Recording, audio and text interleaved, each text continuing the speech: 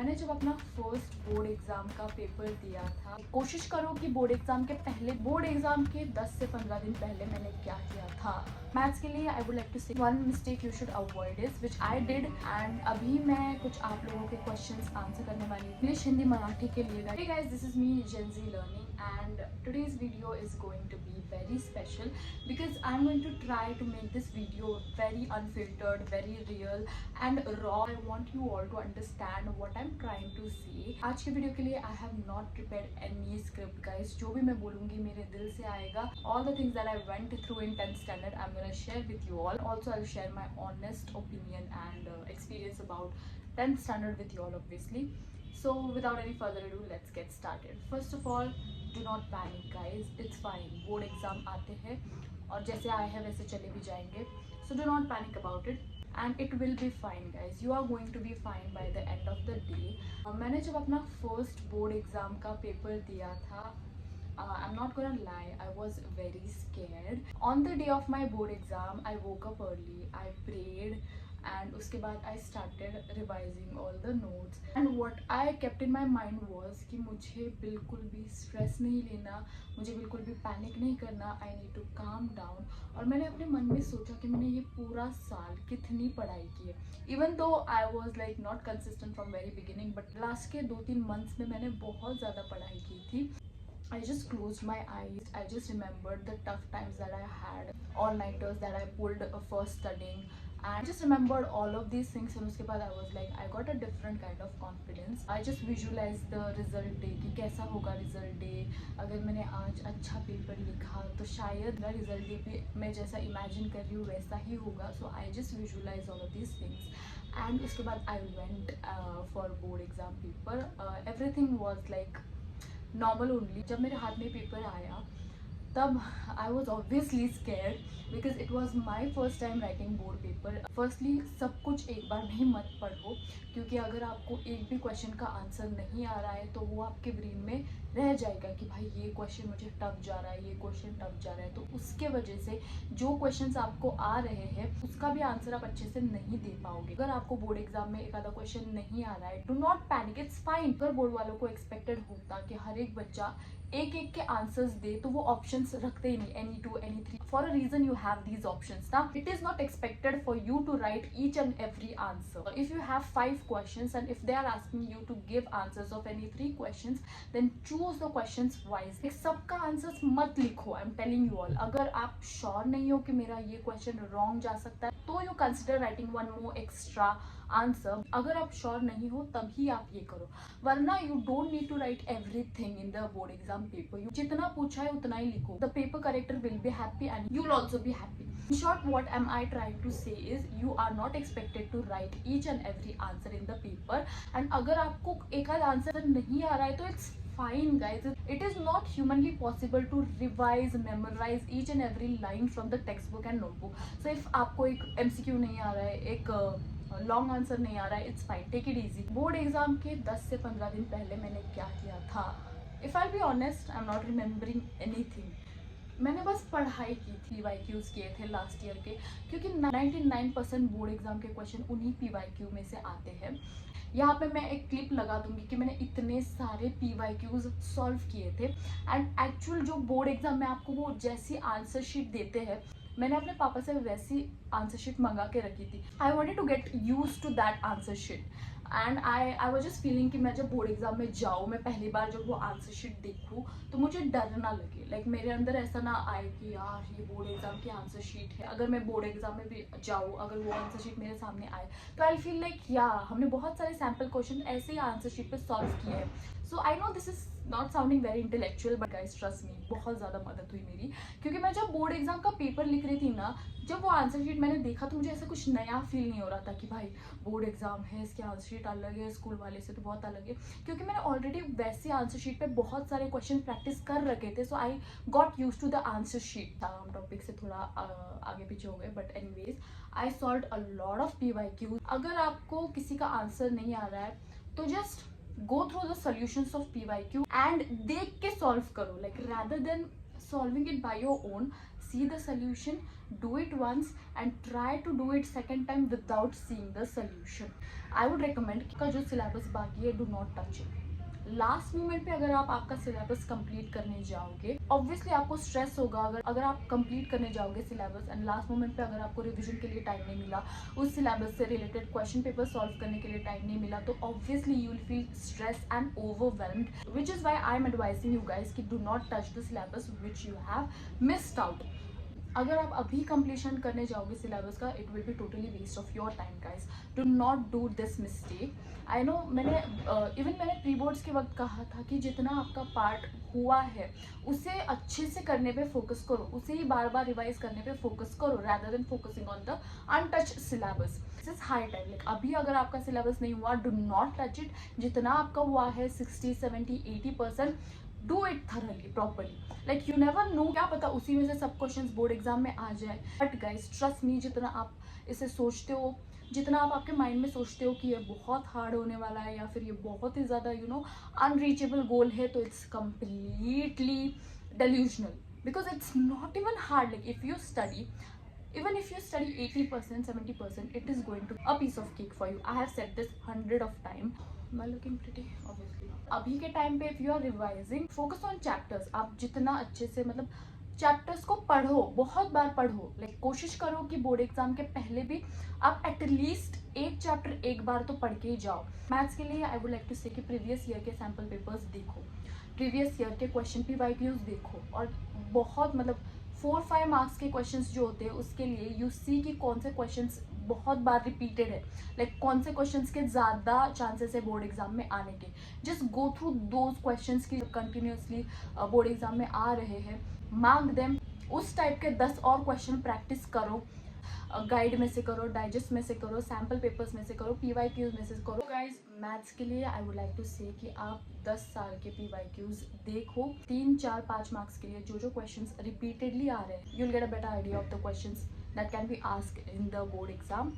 For English writing skills आपको practice करना पड़ेगा. Just do this thing. PYQ देखो, टॉपिक देखो, राइटिंग स्किल्स में कौन से टॉपिक्स बहुत बार रिपीटेड हो रहे हैं, and just go copy and paste the topic on Google. उसका आंसर देखो, 2-3 बार उसको पढ़ो अच्छे से.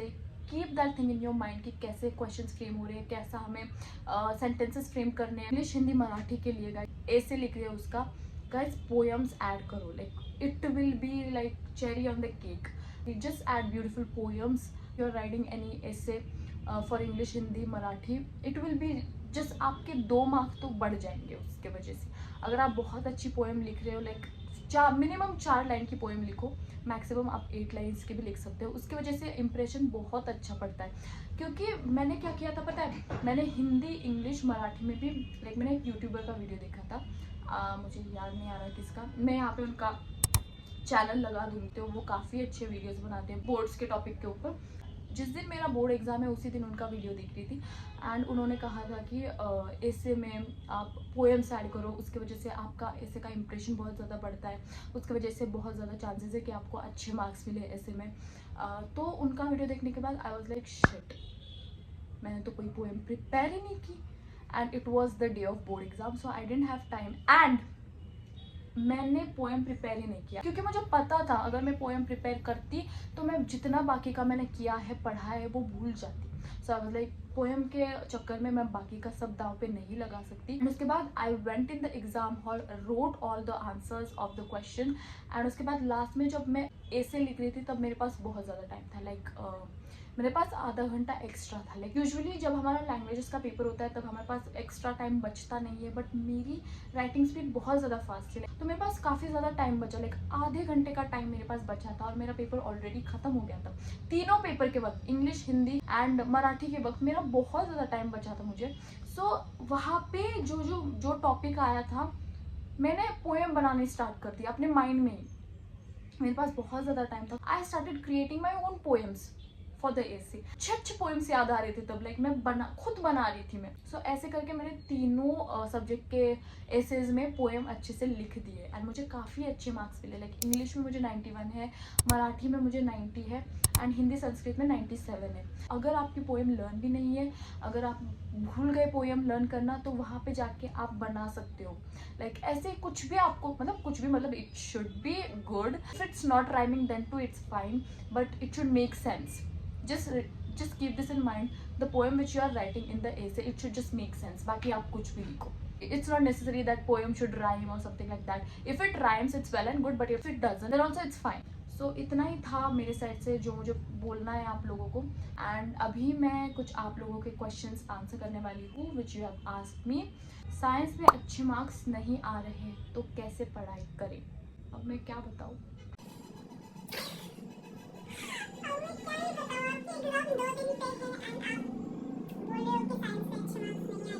सो मे बी अगर आपके साइंस में अच्छे मार्क्स, पढ़ के भी साइंस में अच्छे मार्क्स नहीं आ रहे, तो मे बी आपके स्कूल वाले प्रीलिम्स बहुत हार्ड रखते होंगे। अक्सर हम सुनते हैं प्री बोर्ड्स बहुत ज़्यादा हार्ड होते हैं और बोर्ड एग्जाम्स काफ़ी ईजी होती है, and this is actually true. Pre boards जो हम देते हैं स्कूल में, it is basically very far away from board exam. Board exam are nothing like pre boards. वो बेसिकली आपके स्कूल वाले जानबूझ के हार्ड सेट करते हैं paper to keep you grounded. They set the paper hard. Apart from that, if you have studied well, then it is impossible for you to get bad marks in science. As for me, I got 99 out of 100 in science, and basically what I did was I read the chapters thoroughly, very thoroughly. Like मेरे आधे chapters तो learn हो गए थे, इतना अच्छे से मैं पढ़ा करती थी। I understood the concept and chapters. अभी बोर्ड के हिसाब से अगर मैं आपको बताऊंगी, तो अगर आपका कुछ भी नहीं हो रहा है, अगर आपका बड़े बड़े आंसर्स नहीं लर्न हो रहे, तो आप MCQ ऑब्जेक्टिव टाइप क्वेश्चंस पे फोकस करें। Don't go for questions which require you to write very long paragraph. Give reasons जो होते हैं साइंस 1 एंड साइंस 2 में, दे आर बेसिकली वही क्वेश्चंस रिपीटेड आते हैं। सो आप PYQs चेक करो कौन से गिव रीजंस बार बार पूछे जा रहे हैं and do them thoroughly. This is my answer for the first question. Next is दीदी एग्जाम है और ठीक से रिविजन एंड सैम्पल पेपर नहीं हो पा रहे हैं। रिवीजन के लिए मैंने लास्ट वीडियो में बताया था how you are suppose to do revision, तो आप वो वीडियो देख के आ जाओ। सैम्पल पेपर अगर आपके अच्छे से नहीं हो पा रहे हैं, for that I only have one answer, कि अगर आपको सैम्पल पेपर्स के आंसर लिखने नहीं आ रहे खुद से बनाकर मन से, तो आप उसके आंसर्स देख के लिखो, लाइक एंड उसके सोल्यूशंस आप कॉपी करो। Just copy the question and copy the answer as well, but don't copy it blindly. Just understand the answer, what you are writing, understand things and write the answer, and it will be beneficial for you. Once you have copied the answers, go through them once, twice, read the answers and then try to attempt it without copying the answers. So next question is how to solve algebra and geometries question 4 and 5. सो इसके लिए मैंने already कहा है आप लोगों को, go through the PYQs और देखो कौन से टाइप के क्वेश्चंस रिपीटेडली आ रहे हैं और उसी टाइप के क्वेश्चंस सॉल्व करो, उसी टाइप के क्वेश्चंस ज़्यादा से ज़्यादा प्रैक्टिस करो। Yeah that's it. The mistakes you had done at your time please tell us, we will avoid them. Mistakes तो as such I don't remember. Only one thing that I did in the board exam was, बहुत ज़्यादा silly mistake करके आ जाती थी मैं। One mistake you should avoid is which I did and I realise it afterward, so I tell you guys so you avoid these mistakes. Once you are done writing your board exam paper, read the answers once और twice, check your paper, आपने हर एक question attempt किया है क्या, कोई सब question miss तो नहीं हो गया, कोई स्पेलिंग मिस्टेक्स तो नहीं किया आपने लंबे आंसर्स में, वो सब आप अच्छे से चेक करो एक बार पेपर लिखने के बाद। And guys I am sure आपको 2 से 3 तो मिस्टेक्स मिल ही जाएंगे पेपर में। सो 2 से 3 बार आपका पेपर अच्छे से चेक करो, उसके बाद ही आप पेपर को सबमिट करना। So this is the mistake which I did. 1-2 marks चले गए मेरे इस मिस्टेक के चक्कर में, बट एनीवेज इट्स फाइन। क्या आपने सैम्पल पेपर सॉल्व किए थे? कितने सैम्पल पेपर सॉल्व किए थे मैंने?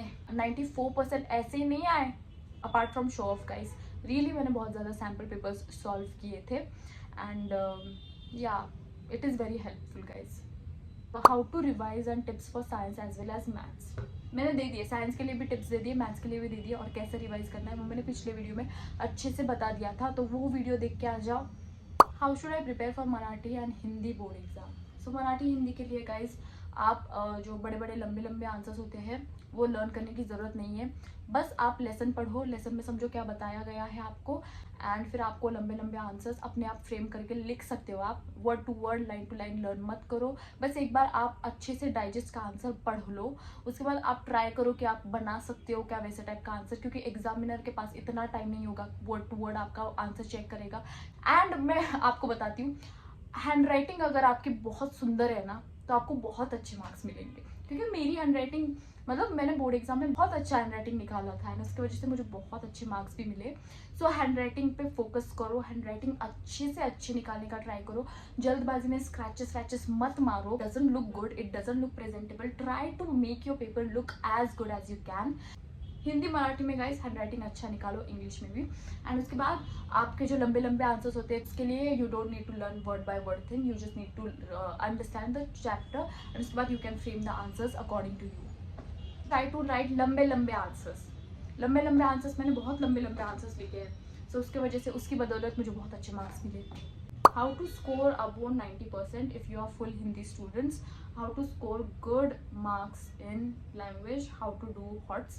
अगर आपने बहुत अच्छे से पढ़ा है तो आपको 90% से ऊपर आराम से आ जाएंगे। And how to score good marks in languages, मैंने इस पूरे वीडियो में लैंग्वेजेस का बहुत सारा बोला है कि एसेज में पोएम लिखो, उसके बाद अच्छा हैंड राइटिंग निकालो, उसके बाद अच्छे लंबे लंबे आंसर्स लिखो। पेपर में do not sound childish at all, they should like understand कि ये बच्चा जो पेपर लिख रहा है वो बहुत बहुत बड़ा आइंस्टाइन है। Even if you are not, you need to sound like, भाई जो क्वेश्चन पूछा है you need to answer the question like pro, like कि भाई ये तो क्वेश्चन मैंने मेरे लिए ही ये क्वेश्चन बनाया, ऐसा आंसर करना है आपको।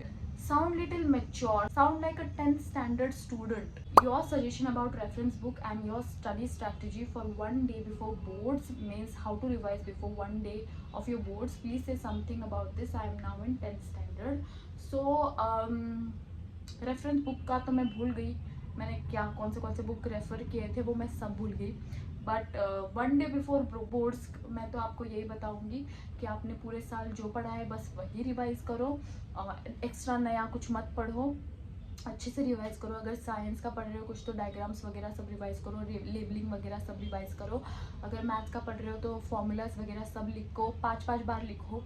एंड अगर आप हिंदी वगैरह कुछ पढ़ रहे हो तो बस लंबे लंबे आंसर्स एक बार पढ़ो, do not memorise them, just idea रखो कि ऐसा अगर ये आंसर आया तो मैं ऐसे ऐसे टाइप से लिख सकती हूँ। हिंदी इंग्लिश मराठी का कर रहे हो तो ग्रामर अच्छे से करो।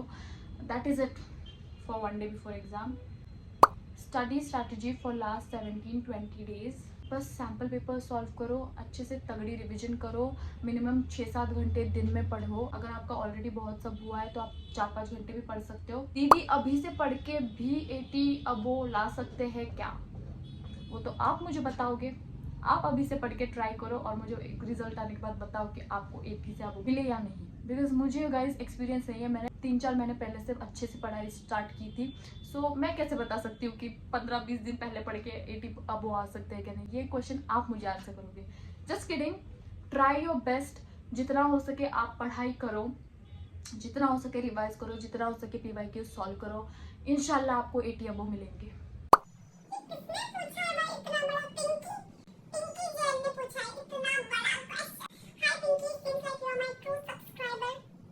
मैं ट्राई करूंगी आपके एक एक क्वेश्चन का आंसर देना।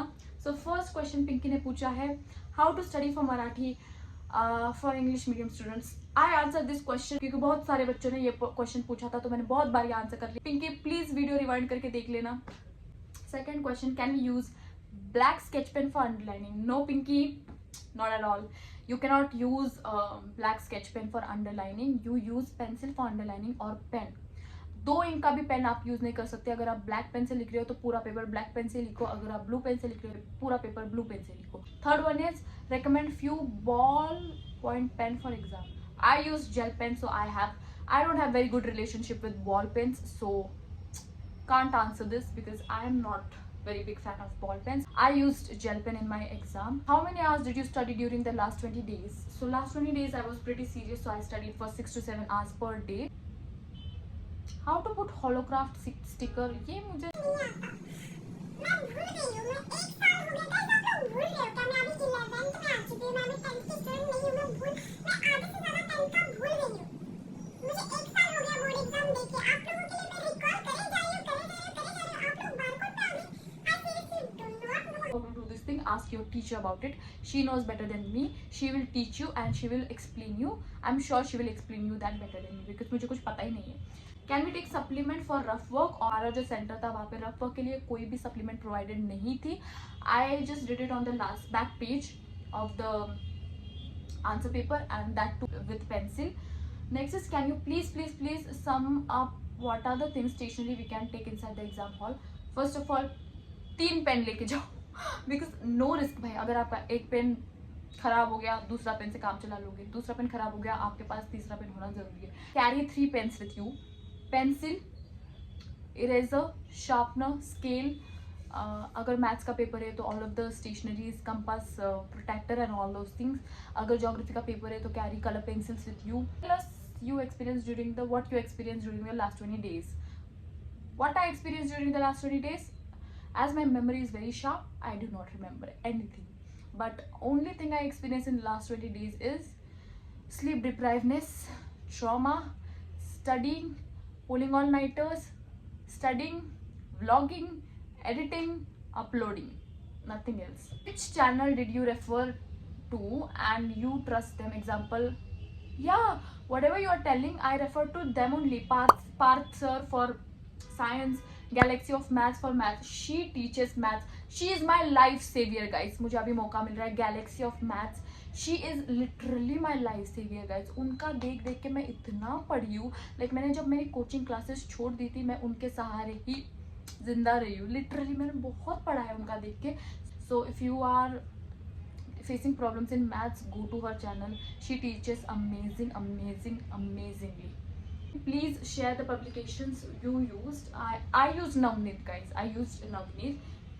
Can you give your personal notes? बहुत सारे लोगों ने बहुत ट्रोल किया है. मेरे पास खुद के पास अपने नोट्स नहीं है. मैं आप लोगों को क्या दूँ? मैंने सब बुक्स अपने जूनियर्स को दे दी है, तो मैं आप लोगों को कैसे दे दूँ guys? I got 80% in pre-boards. Can I get above 19 boards? Of course, I got 85% in my pre-boards and in boards I got 94%. So you can, bro, you can. Did you learn all the answers in all 3 learning subjects or did you understand the concept and wrote it on your own? कितने बार कहा है मैंने? I understood the concept and wrote it on my own. Show us you map work and diagram practice. अगर मेरे पास कुछ मिला मुझे तो मैं यहाँ पे लगा दूंगी, वरना गाइज मेरे पास नहीं है गाइज. मेरे पास सच में नहीं है guys. Subject wise revision in your style, I will be very glad if you answer all the questions. तो मैंने लैंग्वेज सब्जेक्ट के लिए भी बता दिया how you are suppose to revise and math science के लिए भी बता दिया. I hope Pinky I answered your questions. Thank you so much Afreen दीदी.